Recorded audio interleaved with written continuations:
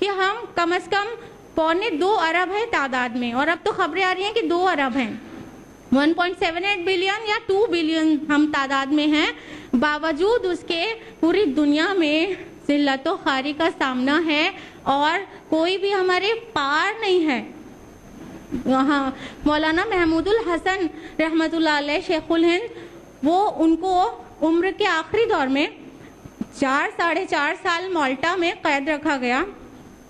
اور یاد رکھیے گا وہ کانٹیکسٹ کو کہ اس وقت ان کی نظر میں پوری دنیا کا نقشہ تھا، کیونکہ ان کے اسٹوڈنٹس پوری دنیا میں پھیلے ہوئے تھے، سب جگہ سے خبریں آتی تھیں۔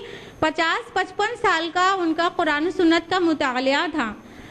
اس کانٹیکسٹ میں سمجھیے کہ اتنے علم کے بعد قرآن سنت کھلی کتاب ہو اور پوری دنیا کا نقشہ نظر کے سامنے ہو، انہوں نے ملت کے لیے غور و فکر کیا کہ کیوں مسلمان رسوا اور خوار ہو رہے ہیں۔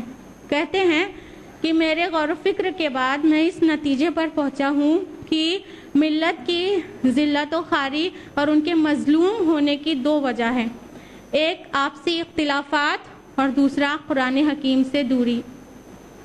اور یہی قرآن حکیم سے دوری ہی آپسی اختلافات کو جنم دیتی ہے، اور قرآن حکیم کے قریب آ جائیں تو ہمارے آپسی اختلافات بھی جاتے رہیں گے۔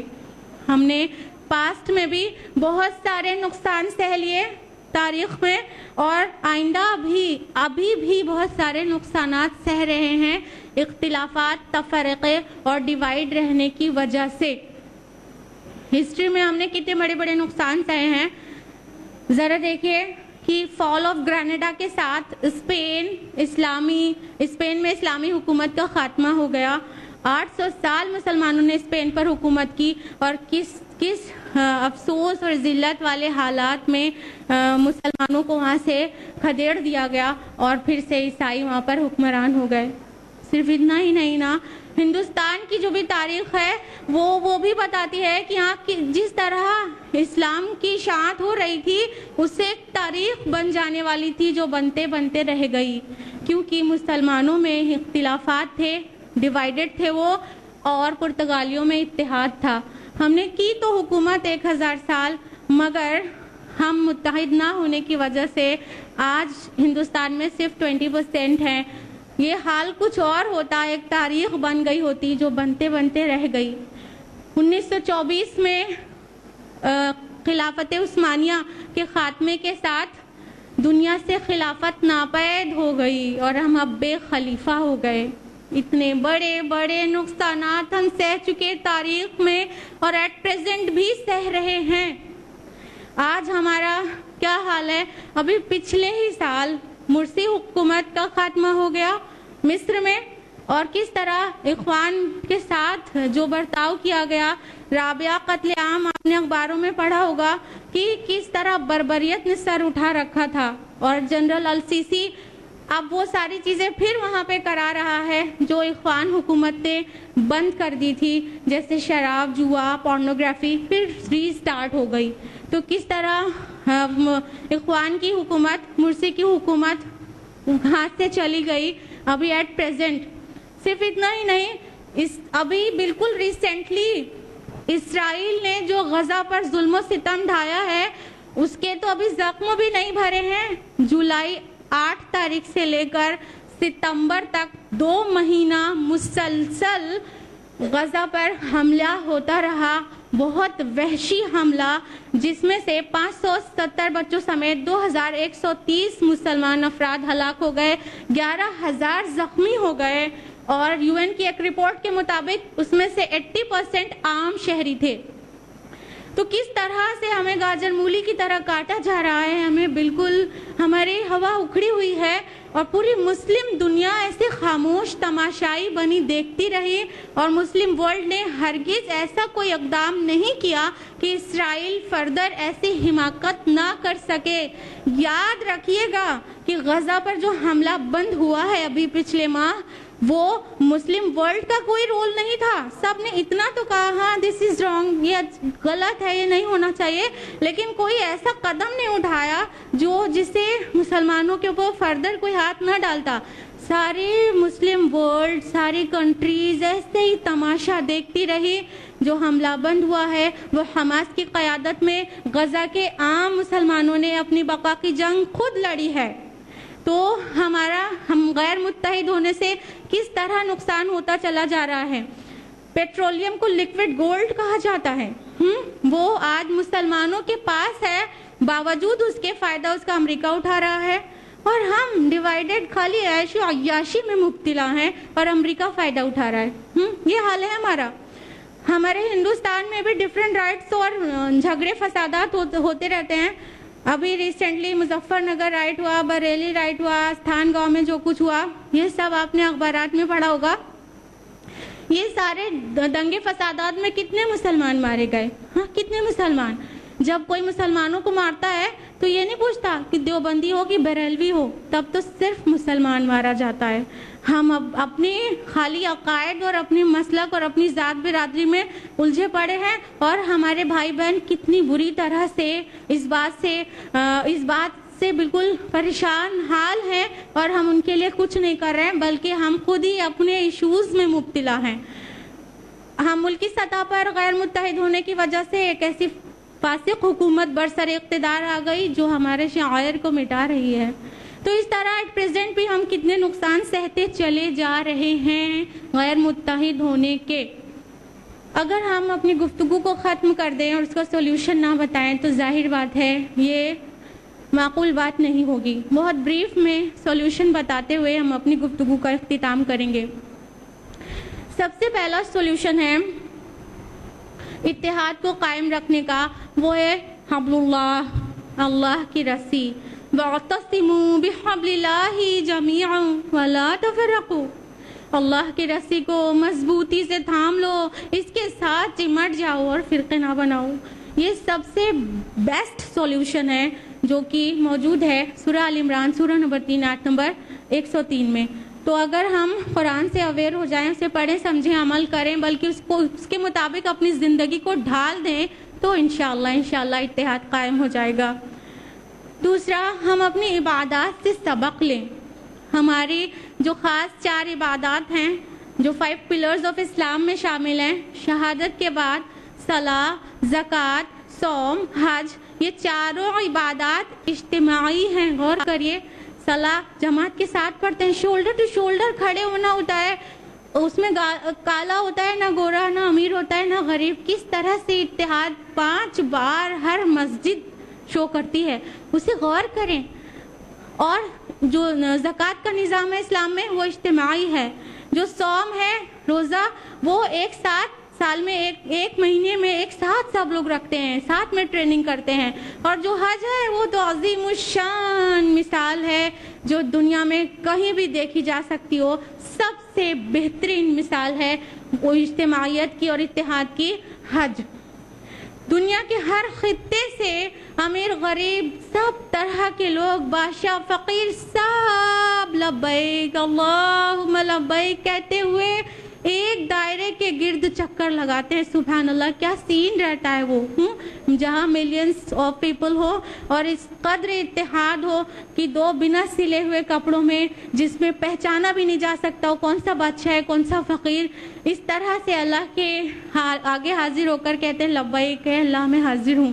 تو اتحاد کی عظیم الشان مثالیں ہیں. یہ ساری عبادتیں ہم کرتے ہیں لیکن اس کی روح سے ناواقف ہیں. ان کی روح سے واقف ہوں اور ان کی جو اس سے جو تربیت ملتی ہے اس کو حاصل کریں، پھر انشاءاللہ اتحاد قائم ہو جائے گا انشاءاللہ. اور موت کو یاد کرتی رہیں، کیونکہ موت جو ہے اللہ کے رسول نے فرمایا کہ وہ کرتی رہیں، کیونکہ موت جو ہے اللہ کے رسول نے فرمایا کہ وہ مزوں کو زائل کر دینے والی ہے. تو موت کو یاد کرتے رہیں. تو جو اپنے بھائی یا بہن دوسرے کو نیچا دکھانے اور اس کو کسی گڑھے میں اتارنے کی تیاری جو کرتے رہتے ہیں نا، اب موت کو یاد کریں گے نا تو اس قبر کے گڑھے میں اترنے کے لیے خود تیاری کریں گے اور نیگیٹو تیاری ہماری بند ہو جائے گی، تو جو ڈیوائیڈ ہونے کے لیے ہوتی ہے. تو موت کی یاد بھی ایک سولوشن ہے. اور ایک پریکٹیکل سولوشن بتائیں گے لاسٹ آپ کو، وہ یہ کہ کم از کم 25 سال کی خاموش محنت درکار ہے. نئے سرے سے بچوں سے شروع کیا جائے. ایسے تعلیمی ادارے قائم ہو جہاں پر اسلام سکھایا جاتا ہو، جہاں پر قرآن کی تعلیم دی جاتی ہو، جہاں پر سنت رسول صلی اللہ علیہ وسلم کی تعلیم دی جاتی ہو، مسلک اور مذہب اور فرقہ بندی کی تعلیم نہ دی جاتی ہو. اس بچے کے اندر، اس مسلمان کے اندر یہ جو اتحاد اس طرح سے جڑ پکڑے کہ وہ دنیا کے کسی بھی کونے میں رہ رہے مسلمان بھائی سے اسی طرح محبت کرے جس طرح اپنے گھر کے اندر رہ رہے بھائی سے کرتا ہے. تو اس طرح کی تربیت دینے کی ضرورت ہے امت کے ینگ ونس کو. تو ان سے شروع کیا جائے اور صرف قرآن و سنت کی روشنی میں انہیں پالا جائے اور نبوت کا جو مقصد تھا اسے سمجھایا جائے.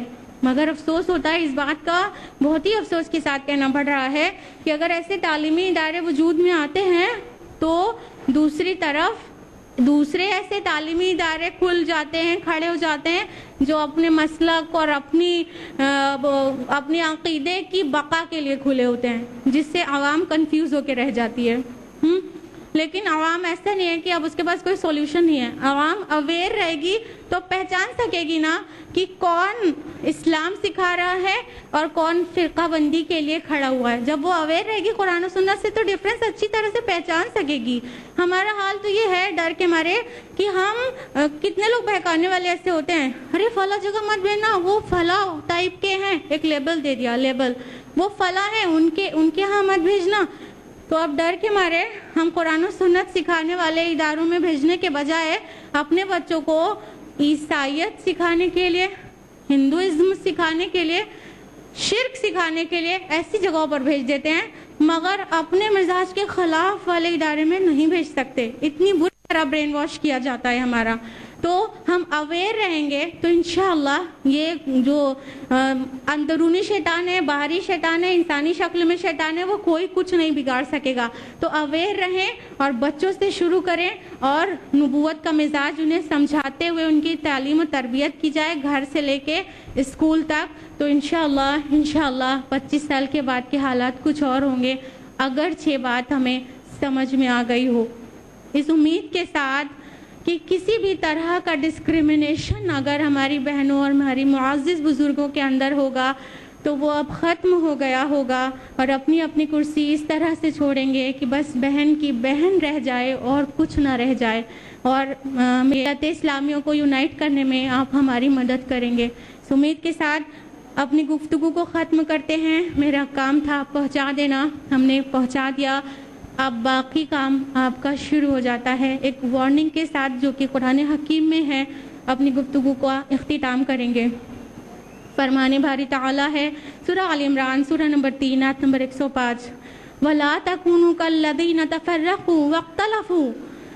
تم ان لوگوں کی طرح نہ ہو جانا جنہوں نے اختلاف کیا اور فرقہ بندی کیا، مِن بَعْدِ مَا جَاءَهُمُ الْبَيِّنَاتُ، اس کے بعد کہ ان کے پاس واضح نشانیاں آ چکی تھیں، وَأُولَئِكَ لَهُمْ عَذَابٌ عَظِيمٌ، اور ان کو دردناک عذاب ہے.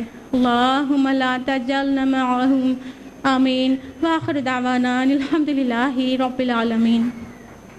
جزاک اللہ سسٹر اسماء شمس کہ آپ نے اتنے امپورٹنٹ ٹاپک، ایک برننگ ایشو کو ہمیں اتنے مؤثر انداز میں سمجھایا. تو آج ہم نے آپ کی اسپیچ سے جانا کہ کیا بیسس ہے کہ اس پہ مسلمس نے اپنے آپ کو ڈیوائڈ کر لیا، ڈسکریمنیشن سٹارٹ ہو گیا. کس طرح سے کچھ بیس لیس ایشوز پہ ہم نے اپنے آپ کو بانٹ کر رکھ دیا، اور جب ہم بٹ گئے تو ہم نے کیا کچھ کھو دیا. اور آپ نے ہمیں یہ بھی بتایا کہ کیا سلیوشن ہے اس پرابلم کا، کس طرح سے ہم واپس متحد ہو سکتے ہیں، کس طرح سے ملت اسلامیہ دوبارہ اکٹھا ہو کے ویسے ہی سر بلند ہو سکتی ہے جیسے ایک وقت تھا مسلمانوں کی عروج کا. سسٹر خدا کرے کہ آپ کی یہ بات دور تک جائے، یہ میسج عام ہو جائے، بات ہمارے دلوں میں گھر کر جائے، ہماری سمجھ میں آ جائے اور سوسائٹی میں ایک انقلاب آ جائے انشاءاللہ. بہت شکریہ آپ کے اس انسپائرنگ اور اس موٹیویٹنگ لیکچر کے لیے. اب بڑھتے ہیں اپنے پروگرام پہ آگے کی طرف. اب وقت ہے پرائز ڈسٹریبیوشن سیریمنی کا. یہ جیسے کہ میں نے آپ کو پہلے ہی بتایا تھا کہ IRO کی جانب سے آن اینڈ آف کچھ کمپٹیشنس آرگنائز کیے جاتے ہیں. اسی میں سے ایک ہے اسلامک ماڈل کمپٹیشن. آپ سب ماشاءاللہ ان اسلامک ماڈلز کو بہت زیادہ پسند کرتے ہیں. یہ اسلامک ماڈل ذریعہ ہیں آپ تک اللہ کے کلام کو، اللہ